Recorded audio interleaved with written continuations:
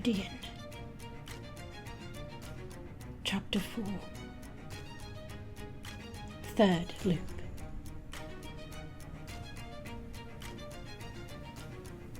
Octavia woke cold. She rushed out of bed and straight to the study to test a theory. The grimoire was gone, the spot on the high shelf empty, so the theft must have occurred the night before the time loop started. Via.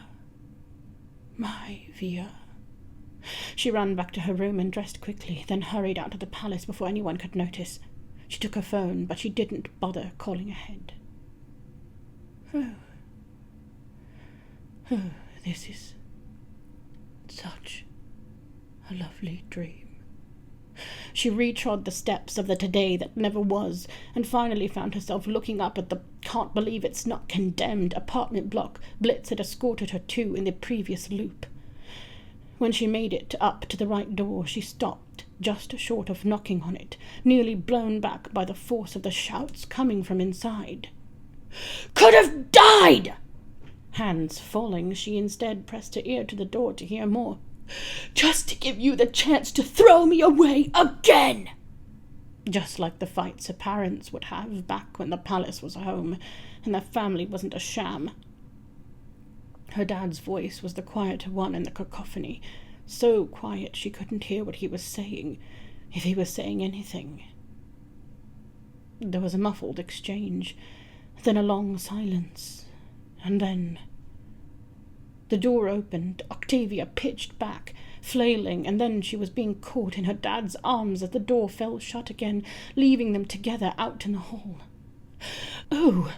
Stolas held her steady with one hand, clutching a tote bag in the other, all whilst looking like he might fall over himself.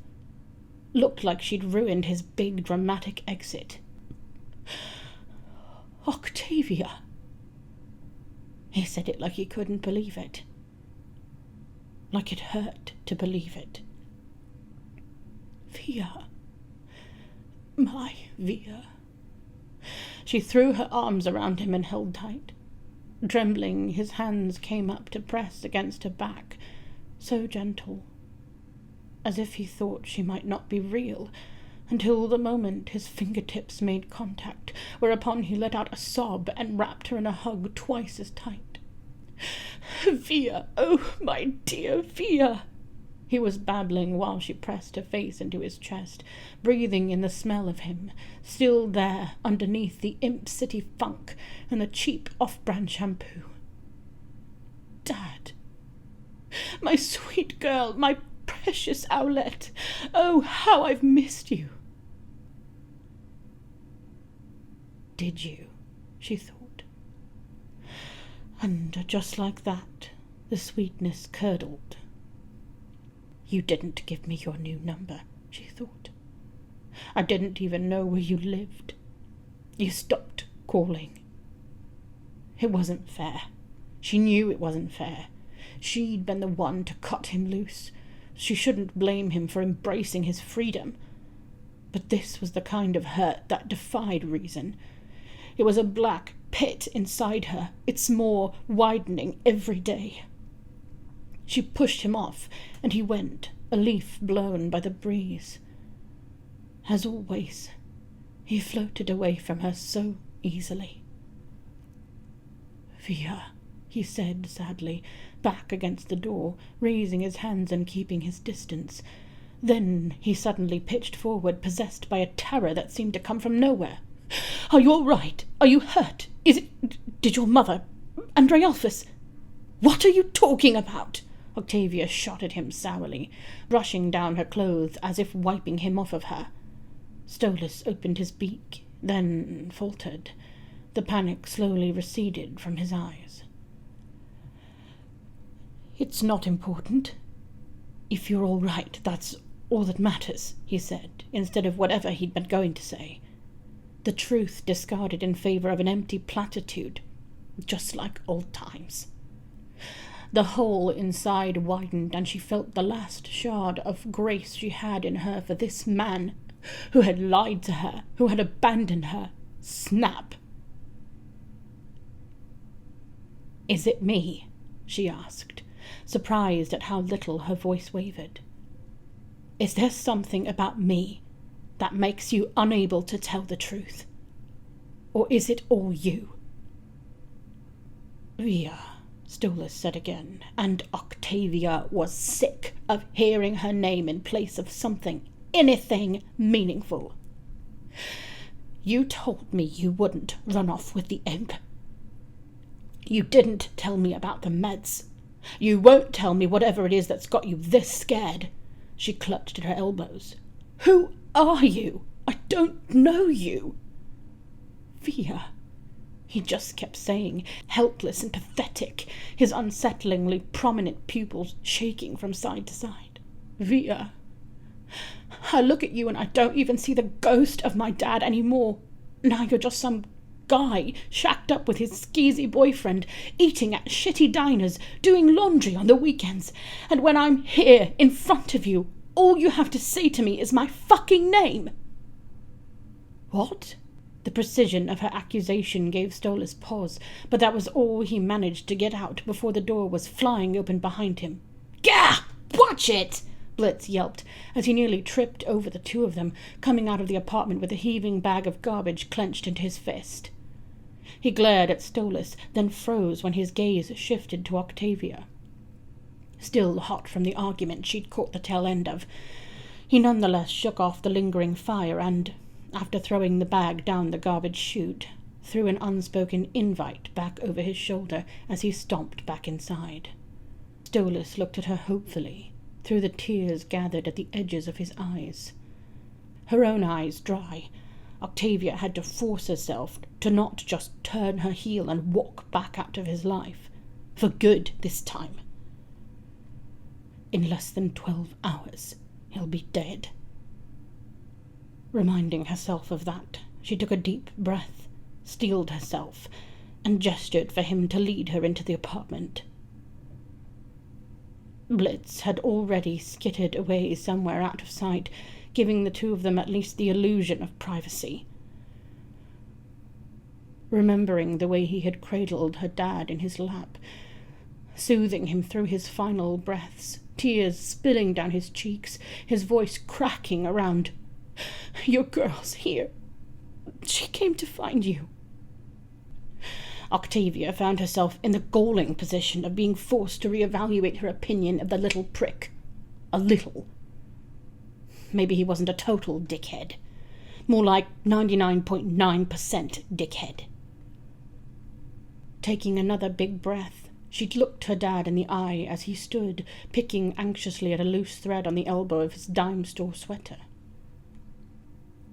"I'll be honest with you, if you're honest with me. But you have to go first." This was a test, and he'd have to pass it if he wanted anything from her. She waited for his agreement, a quick, jerky nod, then started with, "The grimoire's gone. Do you know where it is?" Stolas's eyes widened, his mouth falling open the slightest bit before snapping shut. He glanced around shiftily. He really didn't realize what an open book he was with those pupils, did he? Before finally sighing and admitting, "Yes. Where is it?" Slowly he opened the mouth of the tote bag hanging from his shoulder and showed her the ancient book nestled inside, like it was a bottle of milk he'd picked up at the store. "Whose idea was this? Which one of you stole it?" "It was my idea," he confessed. "And? Which one of you stole it?" she pressed. Stolas glanced to the door Blitz must have disappeared behind, then back to her, mouth open around a truth he was afraid to speak and a lie he didn't want to tell. Fine. Maybe that wasn't very fair of her. Maybe it had been more of a punishment than a test. Maybe there'd been a part of her that had wanted her dad to sell out his asshole boyfriend for her dark satisfaction. Forget it. She let that one go. "Why did you steal it?" "To cast a spell." The answers were coming quicker now, as Stolas fell into the rhythm of the interrogation. He even offered the next part without any prompting. "A protection spell." "For me?" "Yes." Why? Losing the rhythm again, Stolas swallowed before saying, too carefully for it to be the whole truth. Your birthday. Soon you'll be an immensely powerful demon, with all the respect and resentment that comes with it. I'd hoped a protective charm might ward off any harm that might be directed your way. From who? Who would want to hurt me? He opened his beak, then closed it. He opened it again, then closed it again. His eyes were narrowed in a pained wince. He was no longer looking directly at her. You won't tell me, Octavia asked, needing him to know how important this was, what falling at this last hurdle meant for them.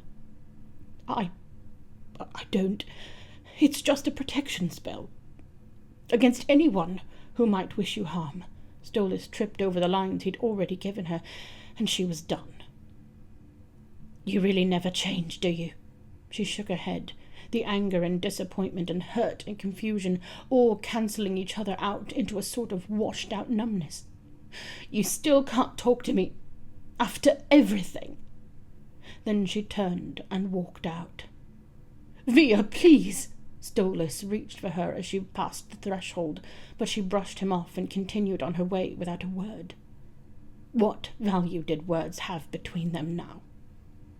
She closed her ears to the sounds of his desperate protestations and left it all behind her. Her intention had been to head home, but she found herself in an alleyway just past the apartment block instead, breathing hard in the suffocating Imp City smog. Then she found herself sitting on the ground, back against the wall, knees pressed against her chest, arms folded over them while she stared at the incomprehensible graffiti spray painted on the opposite wall. Lucifer only knew how long she sat there, losing more minutes, hours, as her mind struggled to come to terms with this endless fucking day. Shit, that you? Came a voice from the mouth of the alley, and Octavia's head swiveled. Luna, dressed in yesterday's clothes, if the deep creases and lingering smell of alcohol was anything to go by, padded over on slightly unsteady feet. Oh, hey. Octavia wiped her eyes on instinct, but her hands came away dry. Were you out all night? Wincing against the sun, though it really wasn't very bright at all, Luna came to a stop in front of her and said, Party at a friend's house. Got kind of wrecked. Octavia hummed vaguely. Must be nice to let loose and party, to have so much fun you lose track of time. To have a friend. Luna fell back against the wall and slid down to sit beside her, groaning and rubbing at her head. So strange to think this girl now lived with her father. What a headfuck. If you're going to tell me again how my dad is trying, I'm leaving right now, Octavia warned. Nah, not this time. Luna held her hands up. Promise. Won't even mention the guy. But I need you to do something for me in return. Well, that was grave. What? Octavia shifted to face her. Luna smirked and pulled a cigarette out of her pocket. Give me a light? Octavia snapped her fingers and obliged, and Luna took a deep drag before sighing in relief. So, what are you listening to these days? I swear I hate every song I've got on my phone right now. Oh, Octavia brushed some stray feathers behind her ear. Have you heard the new FYD single? It's been out a few months, so, you probably already know. Ugh, it's not a Sensmith song, is it? Luna wrinkled her nose. Ew, no! Octavia laughed, scandalized. They'd never sell out like that. Oh, it had been so long since she'd last laughed. So long since she'd sat with someone and just wasted time talking about stupid nothings. Lucifer was so embarrassing, but for the longest time, her dad had been her best friend, And now, without him, she was so pathetically lonely. Damn it, now she was thinking about him again. Holding out her hand, palm open, she gestured for the cigarette. "Can I?" Luna hesitated, glancing uneasily up toward the apartment window, and it was obvious what she was thinking. "My dad won't find out. How would he?" Octavia scoffed. "Besides, I doubt he cares what I do anymore." Luna stared at her. "Do you really think that?" Octavia turned to face away, drawing her hand back. With a shrug, she said, "Why would he? He's finally living his dream life with his dream guy or whatever." Luna's gaze was penetrating and made Octavia feel very young and silly for a moment before she huffed out a little laugh and handed her the cigarette. "Here, every daughter should rebel against her dad at least once. Do a thing or two that'll give him some gray hairs." She tilted her head, "Though I guess your dad's already pretty gray." In gratitude for the smoke, Octavia magnanimously decided to ignore the skirting of the no dad talk rule this once. She lifted the stick to her beak and took a small drag, the tiniest pull that still left her hacking. "Shit, here!" She pushed the cigarette back into Luna's hands, flushing deep. So much for impressing her. So much for not looking like a lame little kid. But Luna wasn't laughing at her. She just gave her a fond head shake and took another drag of her own. "I remember my first time.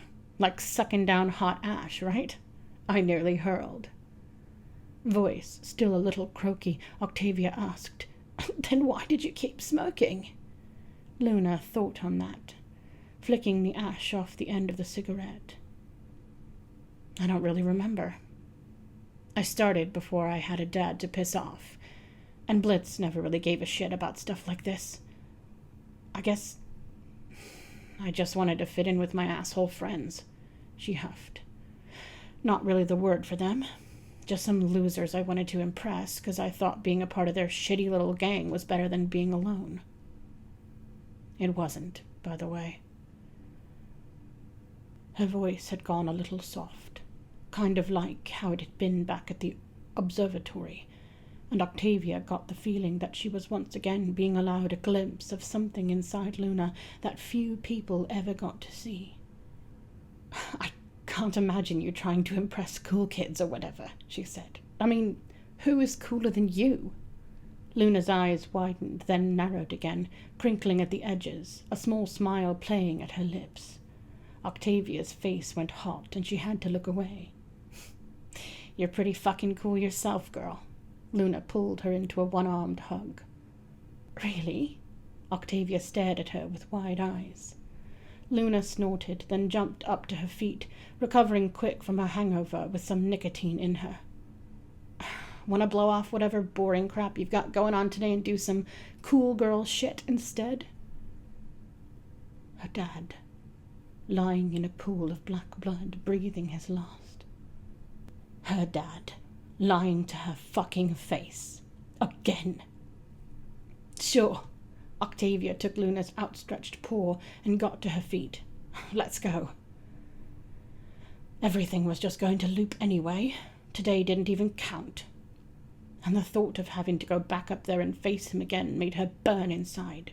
Fuck that. "All right." Luna pumped her fist and led her away, out of the alley, out of her head, and into a day that felt a little brighter than before. They spent the rest of the morning getting breakfast from Luna's favorite food cart, some sloppy something that dripped down Octavia's arm, but the little she did manage to get into her mouth was delicious. Then they hopped all over the place. Octavia just knew Luna would dig the weird taxidermy and stylish occult, and she'd been right. Until way too soon the sun was sinking, sunk. Luna had drawn the line at taking her to a bar, despite Octavia's assurances that she could totally handle it, and so they finally found themselves back in Imp City and out of cool girl shit to do. Heart following the sun, not ready to stop just being. Octavia only jolted back to reality the moment her phone started to ring. 23. You selfish child. She held it tight. While you were out wasting time and laughing your stupid head off like you don't give a shit, he was... She accepted the call and her due punishment and held the phone close. Octavia, came Blitz's voice, ragged and wrecked. Octavia was already moving. IMP headquarters wasn't that far from here, she didn't think. Luna tagged along, confused but not about to let Octavia wander around the streets at night by herself. They burst into the office and it was just like before. The blood, the overturned furniture, the ritual shit. Luna gasped behind Octavia, her keen eyes not needing to adjust to the darkness inside. Blitz sat, cradling Stolas's limp body in his arms, his cheek streaked with black. Octavia had missed his final words. She hadn't been there to make him smile one last time. Fuck. You selfish child. The guilt was immense, but the shock a little less. It allowed Octavia the chance to take in more of the room as she crossed it this time. Her dad had fallen next to a painted spell circle, presumably one he'd drawn for the protection spell. It was dotted with various paraphernalia, incense candles, bundles of herbs, strange jars of curiosities. And there were yet more ingredients, stuffed in the tote bag he'd been carrying earlier, all spilling out where it had fallen over. This wasn't a ritual she was familiar with. She couldn't even tell if it had been completed or not. She knelt down and touched her dad's arm, already so cold, and felt the chill spread into her through her fingertips. From the moment she'd seen him on TV, kneeling at the executioner's block. How many times would she have to watch her father die? Blitz barely registered her presence, holding onto Stolas tight, like he was still trying to stem his life force, like he was afraid of him being ripped away from him. He only came back to himself the slightest bit when Luna plucked up the courage to pad closer. Looking from her to Octavia, then back, he said, voice thick, "Thank you, Looney." Wait. What does that mean? Octavia asked, withdrawing her hand from her father and craning to look up. Luna, too shocked to respond, said nothing, only kept her wide eyes unblinking on Stolas. She didn't need to say anything. Suddenly it was all coming together for Octavia, and she let out a self-deprecating snort. "I can't believe you went along with this," she said to Luna, getting to her feet, hot all over. "Pretending you just happened to stumble across me in that alley. Pretending you wanted to spend time with me." Blitz slowly turned his eyes up to her, dawning incredulity that this was what Octavia wanted to say in this moment. Well, sorry, old man, but she was 5 steps ahead right now, and so fucking sick of being manipulated by her dad, by her dad's side piece, by the girl she thought had actually just wanted to hang out with her today, by time and fucking space itself. Losing her dad was swiftly becoming a familiar pain. This wound was fresh. She looked down at Blitz and said, "You told her to find me today, didn't you?" Not a question. "Your dad thought," he started thinly. Octavia snorted, and something in the imp snapped. "Hey!" He glared up at her, teeth bared. "Of course he called Luna and asked her to look out for his little girl, who we could see from the fire escape, by the way, smooth operator, huddled in an alley, all alone in a city that's never hated demon royalty as much as they do right now.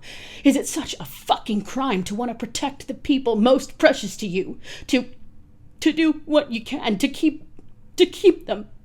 He cut off into a sob, fresh tears falling. Luna fell to her knees and pulled him and Octavia's dad with him into a quivering embrace. Octavia stood on the outside of this tableau of familial grief and shook with a multitude of feelings too vast and too ugly to name. Instead of giving in to them, collapsing into a heap of helpless tears or pulling them away from her dad,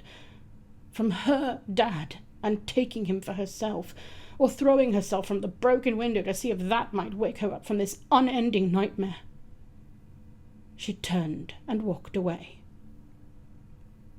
"You don't need to pretend to care about me anymore," she muttered as she left, and whether she was talking to Luna or Blitz or the cold remains of her father, it was all the same. "Where are you going?" Blitz asked after her. "Home," she threw back over her shoulder, and didn't miss the exchange of panicked glances out of the corner of her eye. "Wait," Blitz said, just as Luna surged after her, reaching for her arm. Octavia went to brush her off just as she'd done earlier with her dad, but Luna didn't play soft like he did. She grabbed both her arms and slammed her against the wall just before the door. Snarling in her face, Luna said, "Don't be an idiot!" Octavia winced, and so did Blitz. Still holding Stolas tight, he called from the floor, "Gentle, Looney." "No!" Luna snapped back at him before returning her glare to Octavia. "Gentle was his thing, and it didn't get him anywhere." Her red eyes were so close, boring into Octavia's, so disarming that she hadn't even thought to tap into the sliver of magic it would have taken to knock any belligerent hellhound on their arse in half a second flat. Then Luna blinked, and those eyes were filled with tears. It wasn't only Blitz. Sometime in these past months, Luna too had come to care for Octavia's dad. He really had been out here, growing a whole new family. Distressed, Blitz said, "Luna, no. Stolas didn't want—" "Stolas was wrong." Luna held Octavia's arm tighter, speaking to her father but looking only at her. "She can handle it, Blitz. She's stronger than you guys think. Thought. Fuck." What? Octavia felt electrified. Was this it? Was she about to finally get some truth, some real truth? Oh, how she craved it, like the parched crave water, like the suffocated crave air. Tell me, tell me. Luna stared at her for a moment longer, a look in her eyes like, "You're really gonna make me say it, huh?" "Come on, girl." She shook Octavia lightly by the shoulders. "Who do you think wanted your dad dead?" "What?" Octavia blinked. "What's that supposed to—" And then the clock struck midnight.